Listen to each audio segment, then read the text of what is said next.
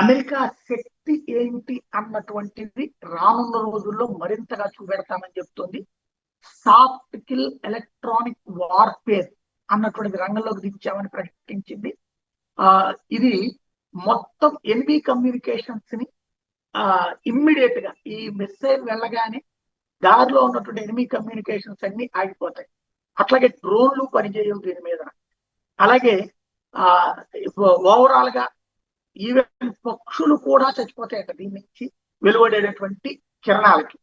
అలాగే enter command networks కూడా సెకండ్ల కొద్ది స్తంభించిపోతుందంట. మనకి గతంలో మహాభారతంలో చెప్పబడేటటువంటి ఏదైతే ఆకర్షణ యంత్రం లేకపోతే గనక మొత్తాన్ని స్తంభింపజేసేటటువంటి ఆయుధాన్ని వాడతాడు కదా, సమ్మోహనాస్త్రం అంటాడు అర్జునుడు గోగ్రహణ వేళ. ఆ సమ్మోహనాస్త్రంతోనే చివరికి భీష్మాచార్యుడితో సహా అందరినీ పడుకోబెడతాడు. అట్లాంటిది అనమాట. ఆ గన్ ఫైర్ లేకుండా, ఎక్స్ప్లోజన్స్ లేకుండా సైలెంట్ గా కొట్టే విధ్వంసకమైనటువంటి ఆయుధాన్ని రంగంలోకి దించింది అన్నది డిఫెన్స్ ఎక్స్పర్ట్ చెప్తున్నమాట.